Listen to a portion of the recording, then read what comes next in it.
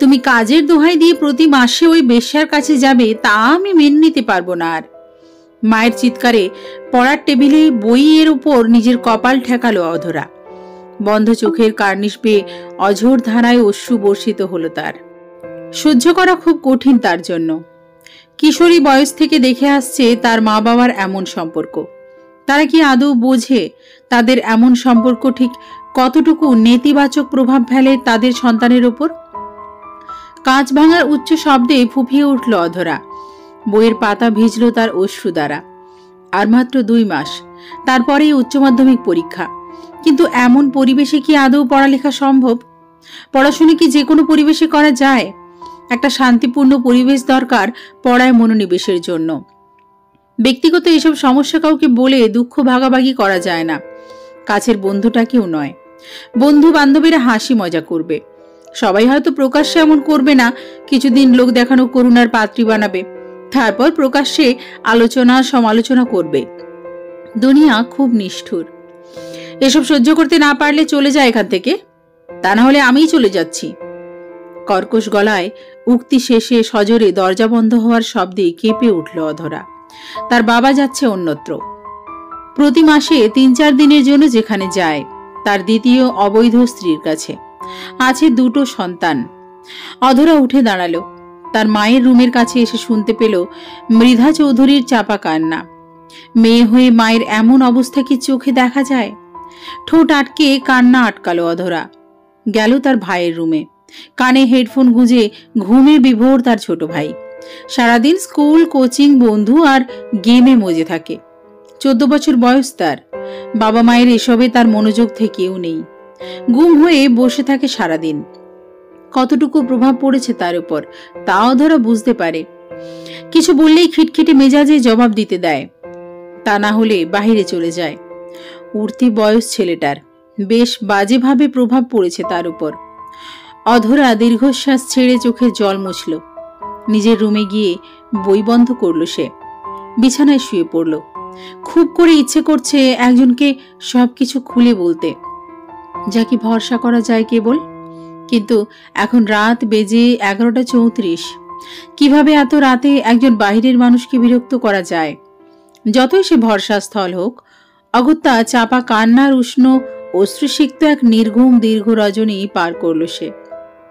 পরদিন ভোর, বুধবার। নতুন এক ভারাক্রান্ত দিন শুরু হলো অধরার জন্য। নিজের ঘর ঝাড় দিয়ে বিছানা গুছিয়ে গেল রান্নাঘরে চা বানাতে। মৃধা চৌধুরী মেয়েকে দেখল। সে সোফায় বসেছিল শূন্যে তাকিয়ে। কিছু বলল না। অধরা চা তৈরি করে তার মাকে শুধালো, চা খেয়েছ মা? শুকনো জবাব মৃধা চৌধুরীর। কান্না পেল অধরার, কিন্তু আটকালো নিজেকে। মায়ের সম্মুখে কাঁদে না সে। তার সম্মুখে সে নিষ্ঠুর পাষাণ হৃদয় নারী, যে কিনা তার বাবা মায়ের এমন সম্পর্কে কোনো তোয়াক্কা করে না। ভাই কোথায়? স্কুলে গেছে? অধরা কথা বাড়ালো না, চলে গেল তার রুমে। বারান্দায় দাঁড়িয়ে চায়ের কাপে চুমুক দিল সে। হালকা শীত আছে এখনো। গায়ের চাদর চেপে ধরল সে।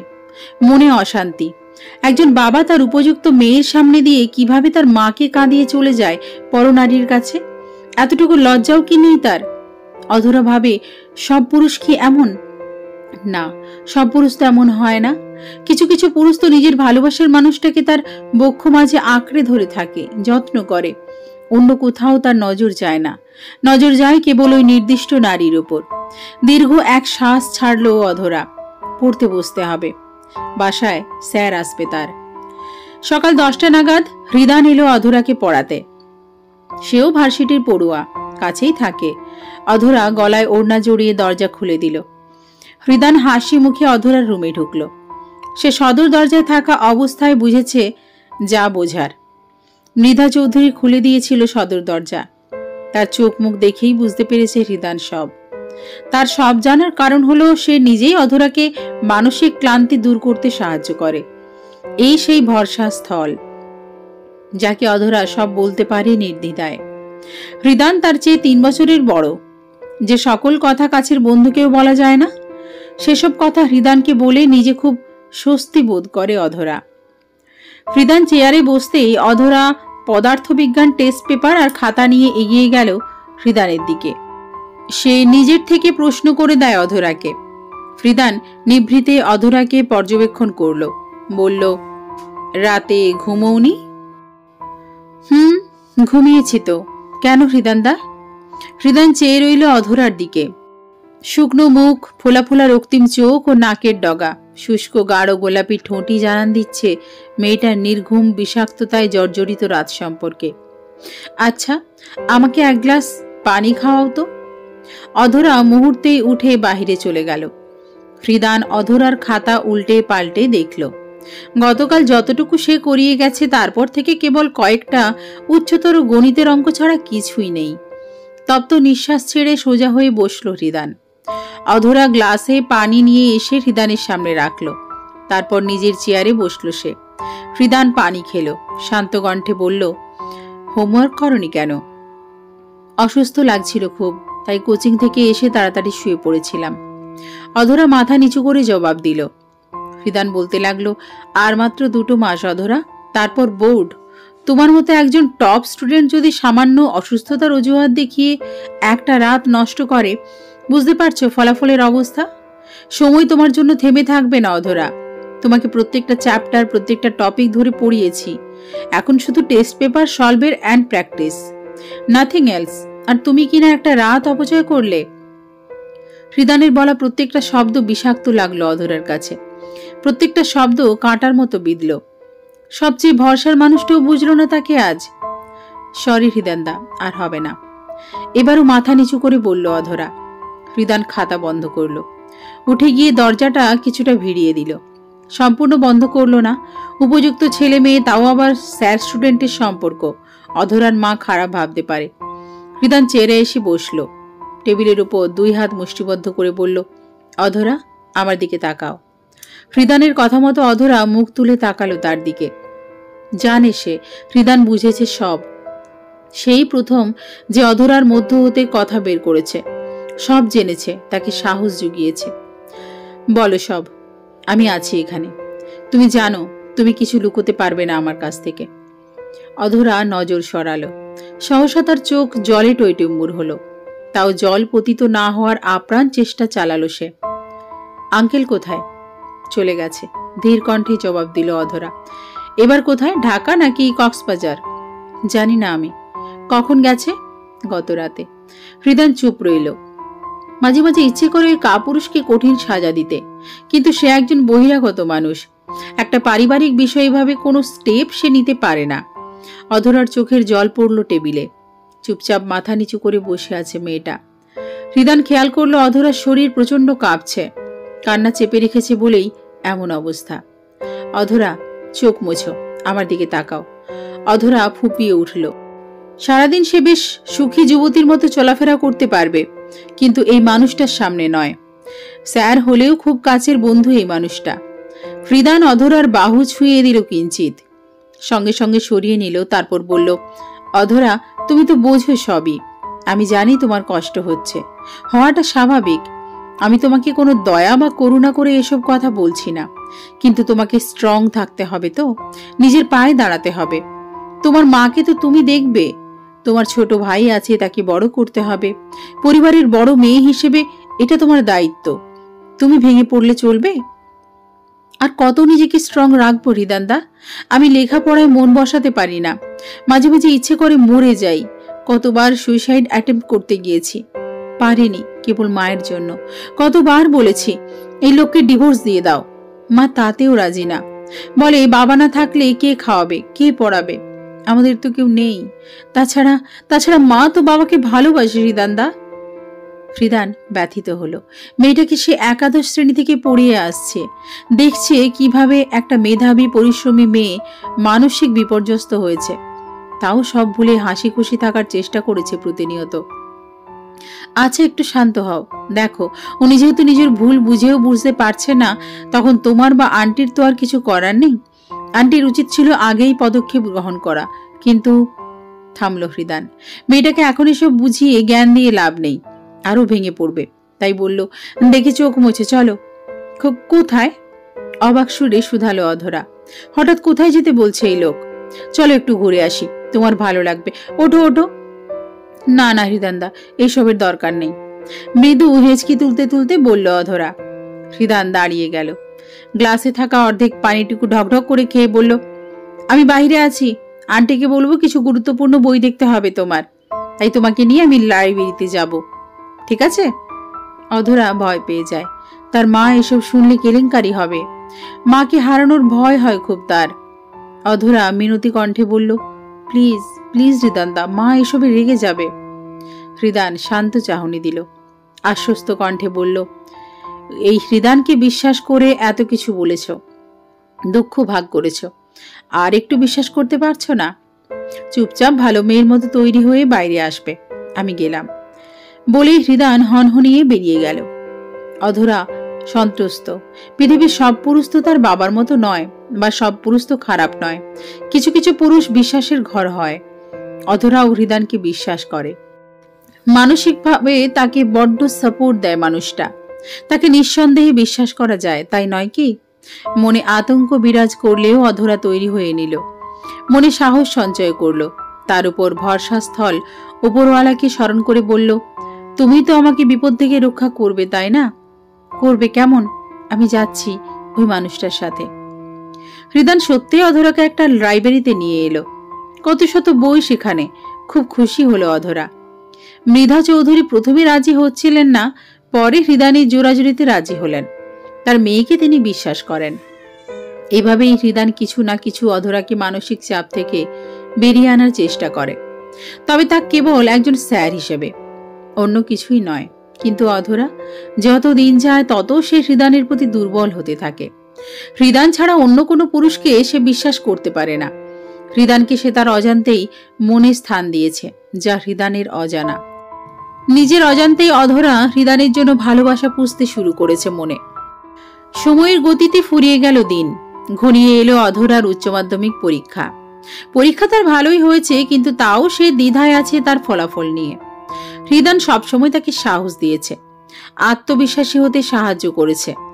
অধরার ফলাফল প্রকাশিত হওয়ার পর দেখলো সে বেশ ভালো রেজাল্ট করেছে। এবার ভর্তি যুদ্ধের প্রস্তুতি, সবকিছুতে সাথে ছিল হৃদান। যখন যে সময় অধরা কোনো সমস্যা পড়তো সে দেখিয়ে দিত, হোক তা পড়ার বিষয় কিংবা ব্যক্তিগত। দিন রাত অক্লান্ত পরিশ্রম করে বিভিন্ন বিশ্ববিদ্যালয়ে ভর্তি পরীক্ষায় অধরা অংশ নেয়। অবশেষে সে ভালো একটা বিশ্ববিদ্যালয়ে চান্স প্রাপ্ত হয়। সে আশা করেনি যে এমন পরিস্থিতির মধ্যে দিয়েও ভালো ফলাফল হবে তার। কিন্তু অধরার পাশাপাশি হৃদানেরও অবদান আছে। সেও অধরার হাত ছাড়েনি কোনো পরিস্থিতিতেই। একজন শিক্ষক হিসেবে সে তার ছাত্রীর প্রতি দায়িত্ব পালন করে গেছে। কিন্তু অধরা যে তাকে কেবল স্যার বা বড় ভাইয়ের চোখে দেখে না। অধরা এখন অনার্স দ্বিতীয় বর্ষের ছাত্রী। পেরিয়েছে 2 বছর। হৃদানের সাথে তার এখনো যোগাযোগ আছে। কখনো কখনো সাক্ষাৎ করতে যায়, ফোন আলাপ হয়। তবে হৃদানের জন্য অধরার মনে যত্ন সহিত পুষে রাখা ভালোবাসাগুলো প্রকাশের সময় ঘনিয়ে এসেছে বলে মনে করে অধরা। আজ হৃদানের জন্মদিন। অধরা হৃদানকে কোনো এক বিশেষ জায়গায় দেখা করতে বলেছে আজ। নিজের বেস্ট ফ্রেন্ডকে ফোন করে আহ্লাদিত কণ্ঠে জানিয়েছে এই খবর সে। নিজের জমানো টাকা দিয়ে হৃদানের জন্য পারফিউম কিনেছে, নিজের হাতে কেক বানিয়েছে। আর সেসব জিনিস নিয়ে অধরা অপেক্ষা করছে সেই কাঙ্ক্ষিত স্থানে। দূর হতে শুভ শার্ট পরিহিত পুরুষকে দেখে অধরার ওষ্ঠে হাসি ফুটল। উঠে দাঁড়ালো সে। হৃদান যত এগিয়ে এলো তত তার হৃদস্পন্দন বাড়ল। হৃদান অধরার কাছে এসে মিষ্টি মিষ্টি হাসি দিতেই অধরা বলল, শুভ জন্মদিন হৃদান দা। থ্যাংক ইউ অধরা, কেমন আছো? অধরা নতমস্তকে হাসে। হৃদানের কণ্ঠ তার উপর ভীষণভাবে প্রভাব ফেলেছে। হৃদানের দিকে তাকালো সে। ভালো আছি, আপনি কেমন আছেন? হৃদান একটা দীর্ঘশ্বাস ছাড়ল। কাছে থাকা বেঞ্চে বসে পড়ল সে। মাথা নত তার। অধরার ভুরু সংকুচিত হলো। হাসি বুঝল কি হয়েছে মানুষটার। হৃদান দা, কোনো সমস্যা? হৃদান অধরার দিকে মাথা তুলে তাকালো। অধরার হৃদস্পন্দন থমকে গেল হৃদানের রক্তচক্ষু দেখে। মুহূর্তে এসে হৃদানের পাশে বসে বলল, কি হয়েছে, আপনাকে এমন দেখাচ্ছে কেন? হৃদান খানিক চুপ থেকে অধরাকে অসহায় কণ্ঠে বলল, আমার কিছু কথা শুনবে অধরা? কাউকে বলতে পারছি না মন খুলে, প্লিজ শুনবে? অবশ্যই শুনবো হৃদানদা, কেন নয়, কি হয়েছে? হৃদান জোরে এক শ্বাস নিল। তার চোখ দিয়ে নোনা জল গড়িয়ে পড়ল। অধরা পারল না যেন নিজেকে আটকাতে। খুব ইচ্ছে করছে মানুষটাকে নিজের উষ্ণতায় মিশিয়ে নিয়ে একটু স্বস্তি দিতে, কিন্তু তা করার মতো অধিকার তো তার নেই। যে মানুষটা তার সবচেয়ে খারাপ পরিস্থিতিতে তাকে সঙ্গ দিয়েছে, সেই মানুষটাই কিনা আজ এমন ভারাক্রান্ত। জানো অধরা, আমি একজনকে ভীষণ ভালোবাসি, নিজের চেয়েও বেশি ভালোবাসি ওকে আমি। ওর নাম রূপ। রূপও আমাকে খুব ভালোবাসে। আমরা একই বিশ্ববিদ্যালয়ে পড়তাম, ব্যাচমেট, দুজন দুজনের সাথে খুব ভালো ছিলাম। অধরার দুনিয়া থেমে গেল।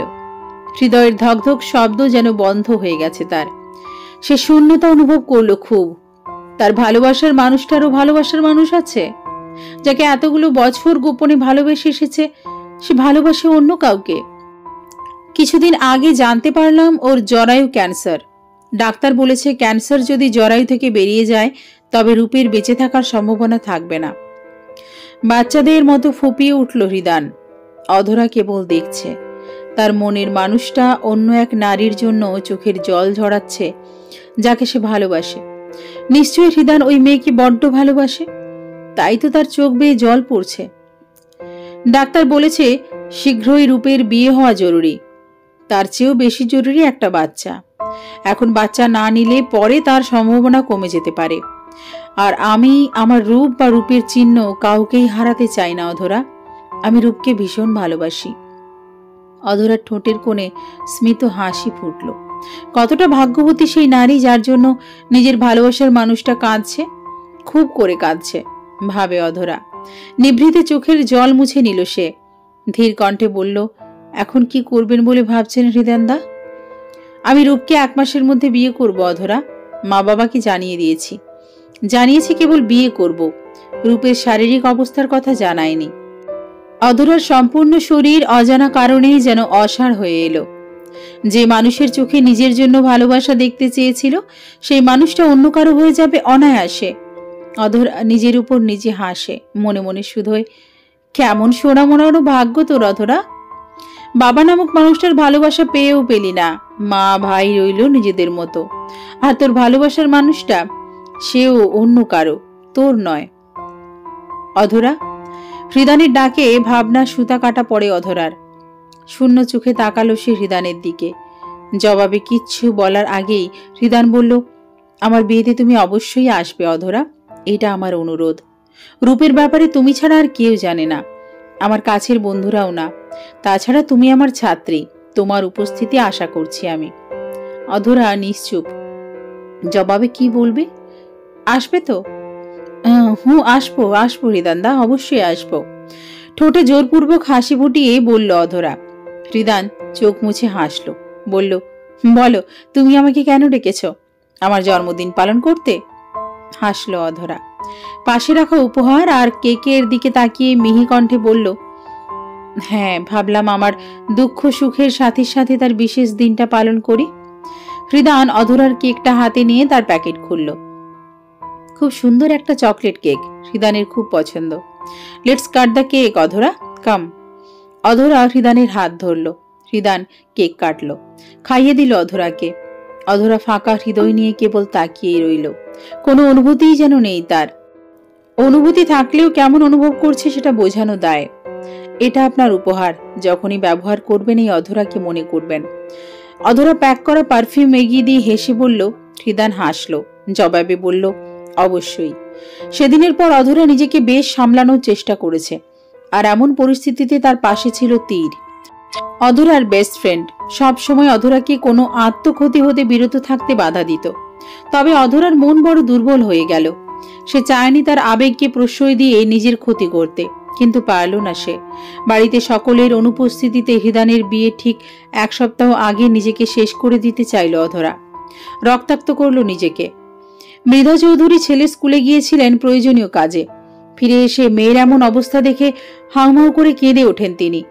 অধরার বাবার সাথে ফোনালাপ করা হলে অধরাকে নিয়ে যাওয়া হয় হাসপাতালে। সময়ের ব্যবধান বেশি না থাকায় খুব বড় ক্ষতি হতে পারেনি অধরার। মৃধা চৌধুরী মেয়ের বেস্ট ফ্রেন্ডকে ফোন দিয়েই প্রশ্ন ছুড়লেন, কি কারণে তার মেয়ে এহেন কাজ করলো। তার মনে প্রশ্ন। এতগুলো বছর তার মেয়ে তাদের সম্পর্কের ব্যাপারে নিজের দুর্বলতা প্রকাশ করেনি, তবে আজ কেন? তীর সবকিছু বুঝতে পারে। অধরা বলেছিল একবার তার যদি কিছু হয় তবুও যেন হৃদানকে কিছু জানানো না হয়, কিন্তু নিজের কাছের বান্ধবীর এমন অবস্থা সহ্য হয় না তার, হৃদয় কাঁপে। তাই অগত্যা বাধ্য হয়ে সে হৃদানকে সব জানিয়ে দেয়। পরবর্তীতে তীর ও হৃদান দুজনেই যায় অধরার কাছে।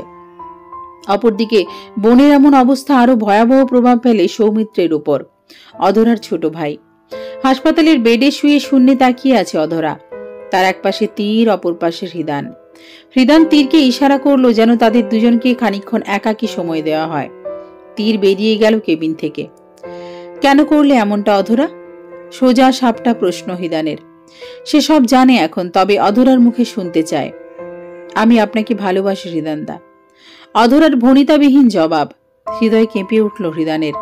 অধরার মুখে এমন বাক্য তাকে অসাড় করল। আগে কেন বলনি? সুযোগটাই তো পেলাম না। শূন্যে তাকিয়ে জবাব দিল পুনরায়। মেয়েটার চোখ বেয়ে জল গড়িয়ে পড়ল। খেপে উঠল হঠাৎ হৃদান।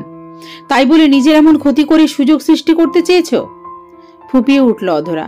গড়গড় করে বলে দিল মনের সব অব্যক্ত অনুভূতি। কি করতাম আর? নিজের ভালোবাসার মানুষটাকে অন্যের হয়ে যেতে দেখতে পারা যায় না হৃদানদা। যার চোখে আমি আমার জন্য প্রেম দেখতে চেয়েছি, যার চোখে আমি আমার জন্য ভালোবাসা দেখতে চেয়েছি, তার চোখে আমি দেখেছি অন্য নারীর জন্য গভীর অনুভূতি। কোনো নারী তার পছন্দীয় ভালোবাসার মানুষের পাশে অন্য নারীর ছায়াও সহ্য করতে পারে না। সেই জায়গায় আমি আপনাকে দেখেছি অন্য একটা মেয়ের জন্য অশ্রু ঝরাতে। শুনেছি আমারই ভালোবাসার মানুষটা অন্য এক মেয়েকে বিয়ে করবে।